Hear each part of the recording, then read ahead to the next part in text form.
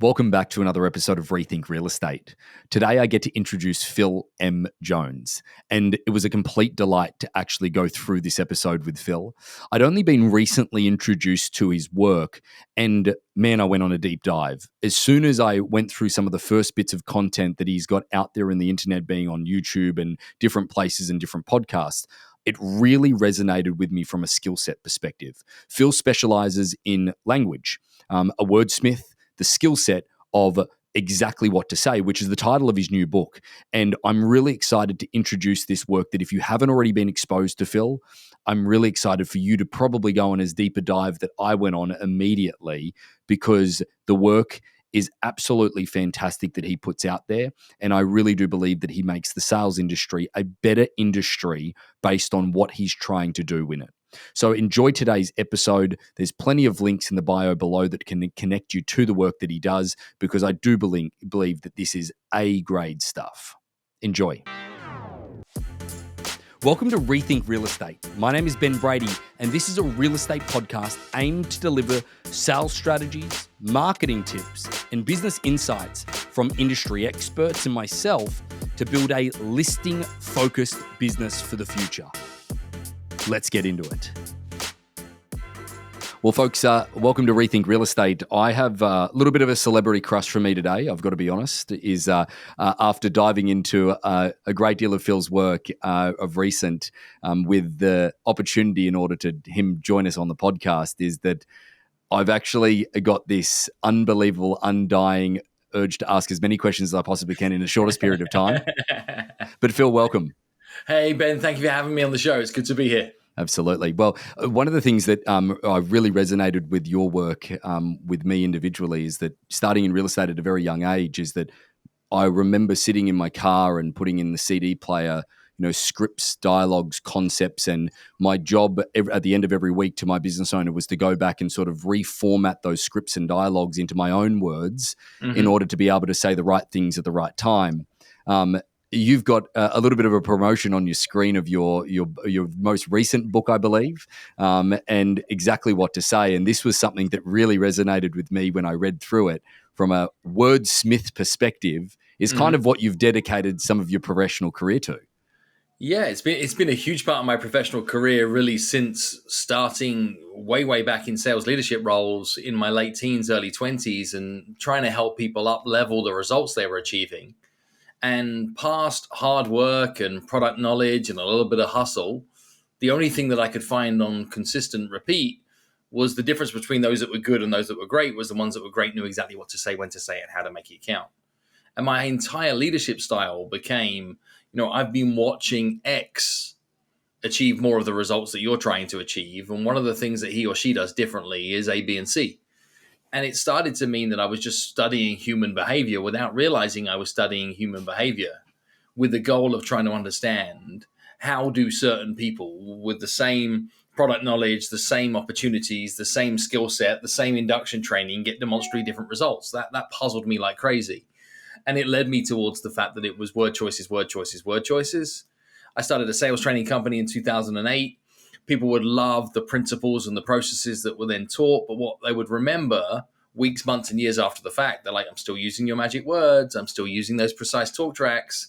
And it helped me realize that when people are lacking confidence, their competence is born in the ability to be able to find the right word choices at the right time. And they're looking to borrow somebody else's confidence that that's the right thing to be able to say, so that what they can do is then show up and be more intentional in the moment. So that's largely been my experience today. Yeah, it's interesting how a lot of people don't put a lot of weight into doing this type of training or being aware of what exactly to say in a situation. I've found that in the real estate space, there's either one group of people that maybe take it to the furthest extent possible, where they might be too metallic, they might be too scripted, they might be too raw. But then you've got the other people that are like, no, I'm going to sit there and just listen and then come up and conjure a response. And it's sort of like, okay. Have you seen that in the real estate space? Because a lot of your work of recent, that I know that you've been doing a great deal of work with Tom Ferry. That's sort of how you and I got connected. And as far as a lot of people that do his work, they're like, Phil's everywhere at the moment. So how have you found that in real estate, in applying your theory of this into real estate? I mean, we've had a lot of friction and a lot of uphill struggle to try and change a hardwired belief system in real estate where, there's been decades and decades of training on objection handlers. There's been decades and decades of training of here is the purposeful XYZ script to achieve ABC result. It's everywhere. What it forgets in its entirety in almost all of those scenarios is that the other person doesn't know their lines. So what happens is you can do all this role play stuff and all this mastery around how you're going to master this one-sided monologue of a script and then find yourself in a situation in the real world and the other person doesn't know their lines and the whole thing falls over and then people are back to winging it. So I've seen a lot of that. I've also seen a lot of intention that is being taken towards scripting verbiage and dialogue in areas where it doesn't matter anywhere near as much as it could do in the real estate profession. What do I mean by that? It's people who sit and craft a masterful 15-second opening hook for the Instagram reel that is seen by 7 people. But the conversation that is required on the listing appointment that they have later on that day, the pushback of why them versus somebody like them, the how do they actually create a sense of urgency with a buyer that is currently undecided about whether they do move or don't move given external factors, that no time, effort, or energy or two. But killer Instagram reel hook from something they learned from another Instagram influencer. So it's not that they're not prepared to put the effort and energy in. It's they're not necessarily prepared to do all of the hard work to understand how to actually master the art of language in the moments that really matter. Because there's a lot of work to unlearn first. Because what we're really talking about is the ability to steer conversation. What we're really talking about is how to extract enough information so you have emotional intelligence of how to read a moment. What we're really talking about is how you put the other person's needs ahead of yours. And sadly, in the world of real estate, there isn't always that level of emotional maturity that says, I'm here to help you, Mr. and Mrs. So-and-so, navigate one of the most complex decisions in your life. They're showing up hoping to win the listing. Yeah. They're showing, hoping that somebody writes an offer today. They're not actually committed to helping somebody navigate a complex decision. So How do you unlearn that, Phil? mindset. How do you unlearn that, Phil? What is the process of unlearning a lot of the things that you've been taught from the very beginning? Because, a lot of what we do with our business, we have, as I mentioned, a non-distressed auction platform that it's not different to traditional real estate. It's kind of polar opposite, maybe in many different situations.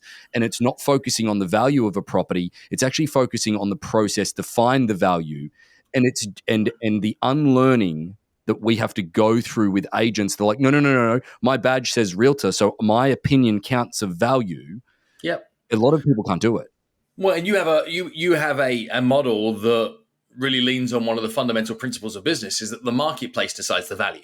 Like nobody else decides. The marketplace always decides what something's worth. And if you can make that marketplace more competitive, then what you might be able to do is to drive that value higher. So the unlearning experience first requires people to check their ego. Now, that isn't necessarily an easy thing to be able to do.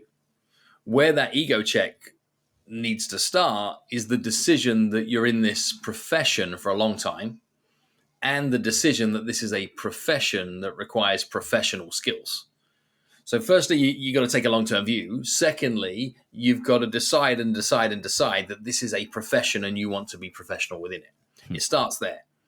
The second you get to that point, you can start to realize, well, actually, anybody who's professional at anything is never finished. They're never done. They're continually looking to say, how do they get better? How do they look to refine? They're not seeing themselves as masters of their craft. They're either looking at how do I maintain a level of performance or how do I improve a level of performance? And they're having a holistic awareness towards the true outcome that they're looking to try and achieve. So it starts with that from a mindset point of view. Then how do you unlearn? Well, you remember that curiosity is the fuel to great conversation. And that although you have killer content that you would like to deliver in the variety of scenarios as a real estate professional, your content is irrelevant if you haven't earned the other person's context. And that's where the skill starts to get flexed. It doesn't matter that you've mastered the skill for FSBOs as to why somebody should list with you as opposed to somebody else. If you can't do the work to understand why somebody decided to choose to be a FSBO in the first place, you can't do the work to understand why somebody's been so disgruntled and has such a negative connotation of what a real estate professional is. I don't care how good you can wax lyrical about your own brilliance. because I've decided that I don't want anybody like you, let alone you. Yeah, not anywhere in my space. Yeah. Right. So the realization that realtors need to learn hard today, because many in the current industry have not been in a marketplace where this has been true. There are almost 3 questions that every buyer seller is looking to answer. One is why this, the other is why now, and the other is why you. Now those 3 could come in any order. It could be why now, why this, why you. It could be why you, why now, why this. It could be why you, why this, why now. It could be any one of those juggles. And you've got to be able to read that room to be able to understand which one we're dealing with. If you look at the North American real estate market and you look at 2020, 21, 22, the only thing that somebody had to answer was why this. Exactly right. Right? Why you? I don't care. You're here. Why now? Well, because if yesterday was a better day. Today, all of those questions are open boxes. Yeah. Which requires a level of precision and grace. It means that you've got to decide that we're at a new start line. That's the point of unlearning. The point is, well, actually, you can't always do what you've always done and always get what you've always got. It doesn't work that way. In the world that I know is if you always do what you've always done, somebody does it better and steals your lunch. So you have to be able to decide that better is always possible. And you have to decide that actually just because you've done something a certain way in the past doesn't mean it's right. And that means you've got to be committed to right results as opposed to right ways, and give yourself the gift of being able to re-enter rookie mode. Yeah. And say, well, hold on, I got some stuff to be able to learn. So all of that is the starting point. And then from there, that you learn skills to understand other people's context before you start to be able to tell somebody that your advice is the best advice.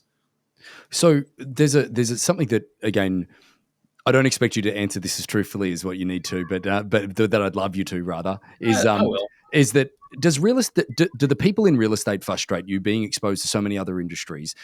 I've only ever known real estate, and a great deal of the people that I get to network with that run leadership in very, very big parts of the real estate enterprise companies, they're just as frustrated as what I am on a smaller level of things when it comes to our people not engaging, our people not wanting to be the absolute best. And that small portion of them wanting to actually do what you're talking about is unlearn and constantly curious about getting better. Does real estate frustrate me?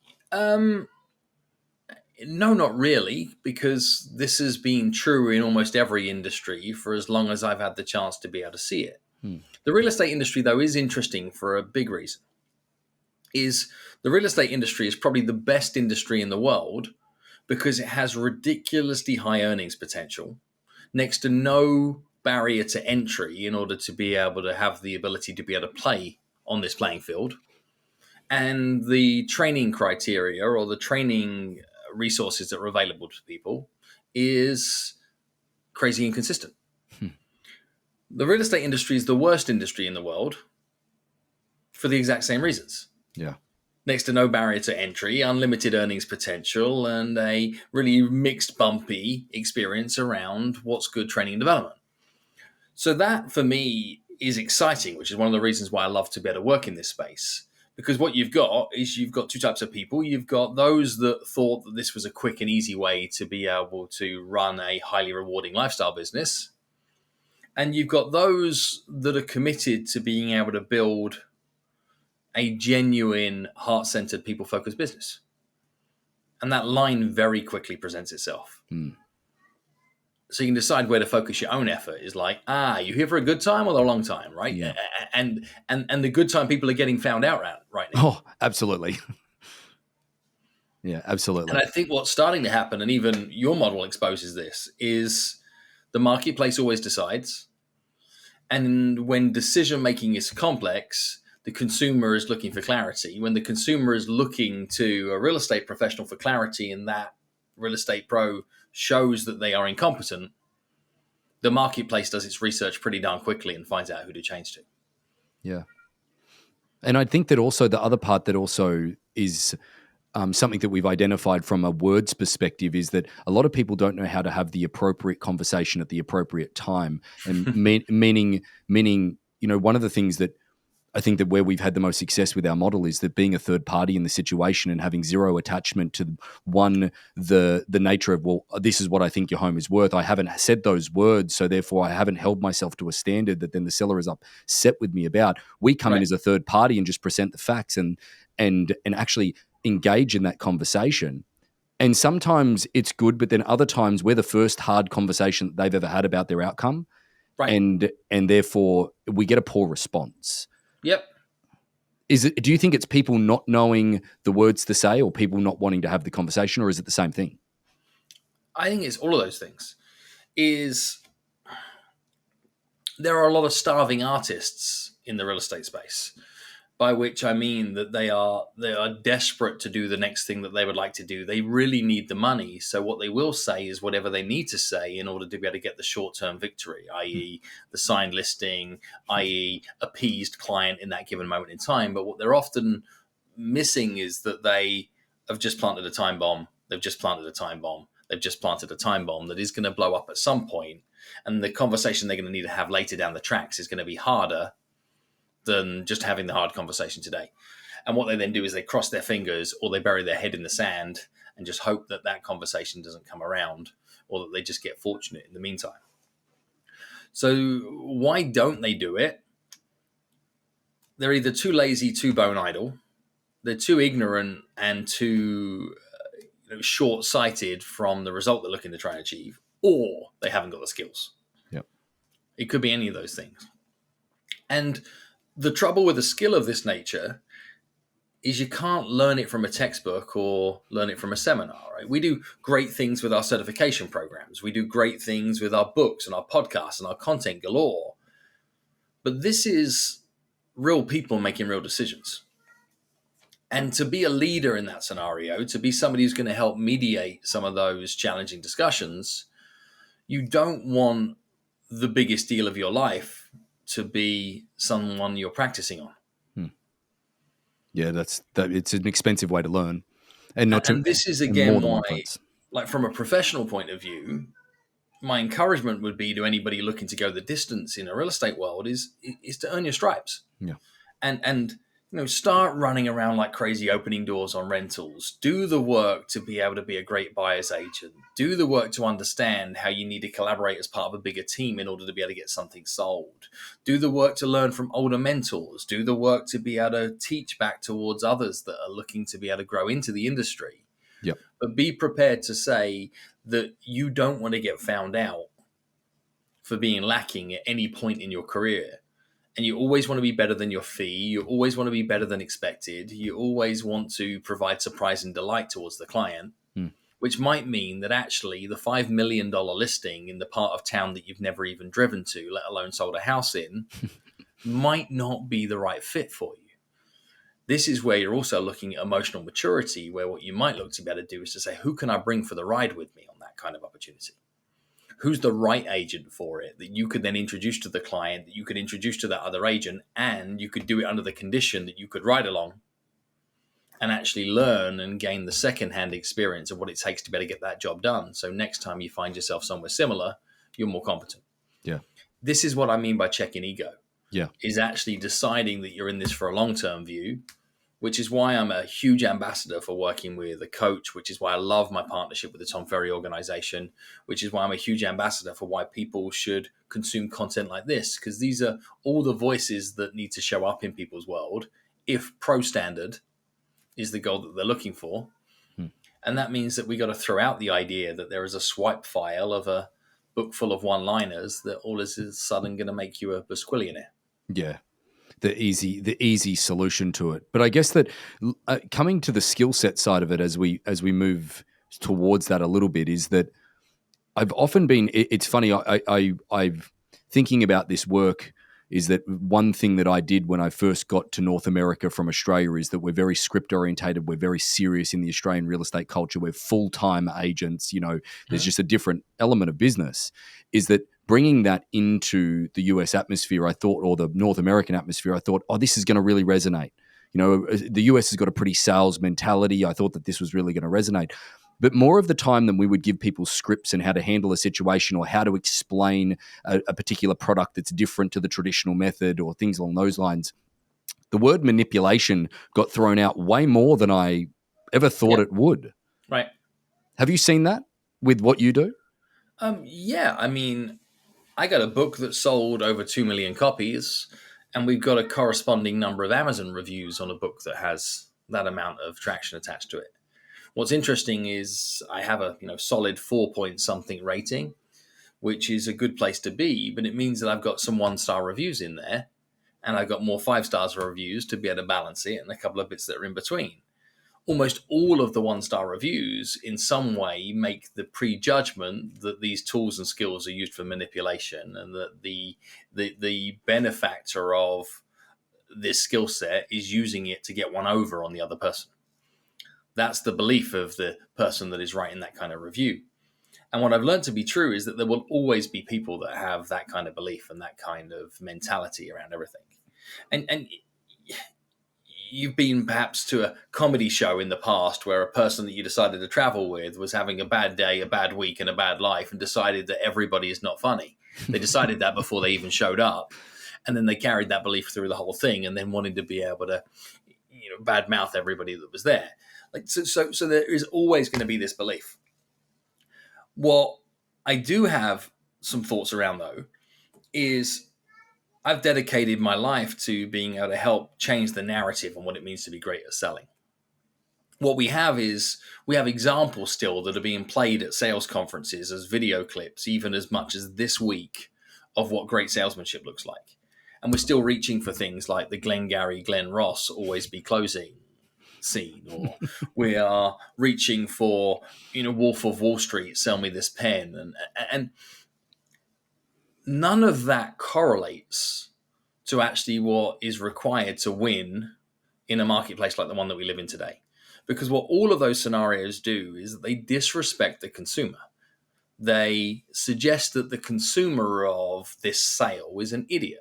And in almost all of those scenarios that we've heroined sales professionalism in the past, if that happened today, 2023 and onwards, those people would have been arrested for stealing or fraud, or what they would have done is they would have had such a terrible reputation through online transparency that they would no longer be in business. That'd just be fact. So the belief system of what winning in sales needs to change. And it needs to change to a scenario that even we don't use language like I won the deal, I won the sale, because if you won, then the other person lost. And if the other person is your client, they probably don't want to feel like a loser. No. So what we're looking to try and create is common enemies that live outside of the deal, outside of the relationship. So back to your point about manipulation. What is the difference between influence and manipulation? The difference between influence and manipulation is integrity. And what integrity means is, are you still going to feel okay about the decision you helped somebody make the morning after, the week after, the year after, long into the future? And do you believe that the decision you're helping somebody make is primarily for their benefit first and your benefit somewhere later down the track? Does that mean that skills like what we have or the models like what you have can be used for manipulation? Yeah, they can. They can. It doesn't mean that they're built to be used for manipulation. Yeah. And I think it was Peter Parker that first said it, right? That with great power comes great responsibility. I think it was his uncle. I think it was his uncle. Yeah. Uncle Ben, right? It was Uncle Ben. Yeah. But hey, it's the same is true with skills like this. Skills that we talk about in exactly what to say. Can they be used for good? Can they be used for evil? Yes, but you get to decide. The skills aren't evil. Yeah. Your model has no evil in it. The perception of what people can jump to often says more about them and their belief system than it does about something else. And if somebody is getting angry about it, there's a strong possibility they were manipulated once themselves in the past. Do you think that's what's worthy of exploration to help somebody understand the difference? And I think that what you're offering in certainly your book that I've read and certainly in a lot of the work that you're doing and what you're speaking about today is having something to having something to say that is right for that moment versus something that's just combative because you want to respond to that person that Yep. is like that in that situation, because that's sort of the appeal of the people that operate within the lines of what we do within something that's different within real estate. You get a great deal of lot of people that come in wanting to combat it immediately because it is different, and they have zero interest in hearing about it, that it's going to be better for them, better for their client, better for everything like that. Right. It's just being prepared with what to say in order to diffuse the situation so that it doesn't go over the top. Completely. And then the miss that happens with word choice in almost all of those scenarios is people are looking to throw a punch for a punch. And the way we often describe it is they're trying to play checkers moves and to win a game of checkers.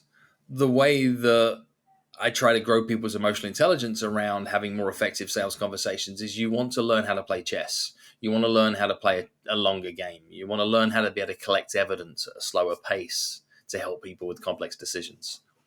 Yeah. And when you're doing that with grace, you can never be wrong because you never throw a punch. You never throw a move that is going to try and win you the game. What you're prepared to be able to do is to go slow. If you take the lens on exactly what to say and you look at all the word choices slowly and with the real intent, what you'll see is that they are prefaces to big questions. They are keys to allow you to enter a conversation through the side door as opposed to through the front door, that allow you to get into the gray, messy space of decision making and allow you to be able to get there together. And if you can create a gray space in the conversation, that becomes a play space. That play space is a safe space. And from there, you can make some big, bold decisions. You can create new normals. This is what's required as a skill set in real estate today, because there are so many people that are thinking about, considering, maybe, perhaps, possibly moving. They are potentially maybe considering, wondering if now would be a good time to start an investment portfolio. They are curious with a side dose of maybe and a huge side portion of doubt as to whether now is the right time for them to be able to buy their first home. And this requires somebody to get in the mess with them. Yeah. Somebody to get in the water and teach these people how to swim. And that means that you've got to be brave and that you've got to be prepared to accept the risk that you might not come out with the result you're looking for. Yeah. And if you are looking to influence others, you have to be influenceable yourself. This is what too few agents understand, which is why when they show up and say, I believe that this is what your house is worth, or why they show up and say, I know for certain that they didn't do that, or I know for certain that this is what needs to happen, they lose all power to be able to influence, because what they're saying is they're not prepared to move. If you can show up to conversations and say, I don't know everything, but I do know this, and get in the mess with people, now what you can do is you can win trust. You can find yourself on the same team, and the same team is about achieving a shared vision, a shared outcome. And nobody wants to buy a house, right? Well, nobody wants to sell a house. They all want to buy a house or sell a house because. Yep. So the skill set is learning the because, and then helping them execute on all the micro decisions that are required for them to be able to make to feel confident that they can go and achieve that because in a meaningful way. And that means that you can't just have a conversation about buying the right house at the right time or selling your right house at the right time, because you're always going to miss. It's never today. Today's never the right time to buy, and it's never the right time to sell. Always yesterday or tomorrow. It's funny how we've got to kind of honor people in that vulnerable environment. It's like the transformation of people that, agents that have told me in the past that when I helped them buy a home and these people became friends, who they were when they were buying the property were completely different to when we became friends with them. Correct. But even looking at this, like, when's the right time to get married? When's the right time to have a baby? When's the right time to retire? Well, I don't know. Like, it depends, right? Yeah.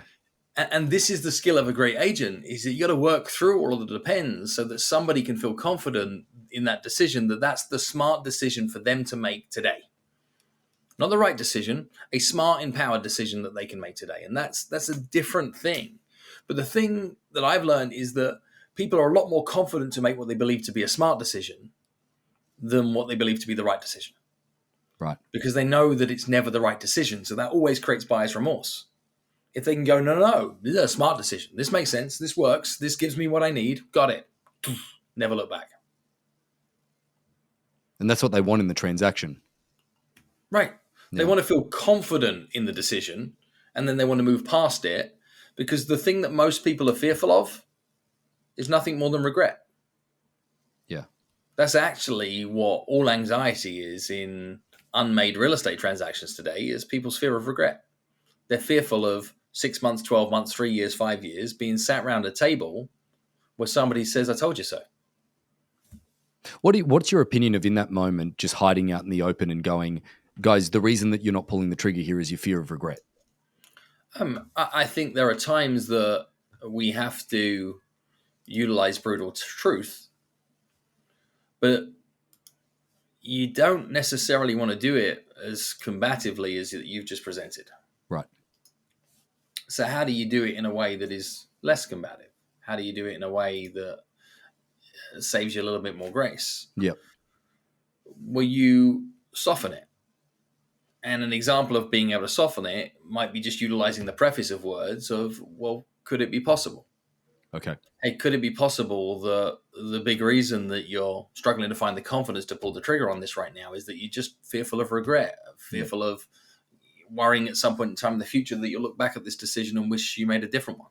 Yeah. And they're like, yes. See, the counteractor of regret is relief. If you can give somebody an exhale when they're feeling the anxiety of potential fear of regret, they can exhale. Now, all of a sudden, we've got a new landing position. They're like, yeah, that's it. That's what I'm worried about. We're like, all right, we can play from here.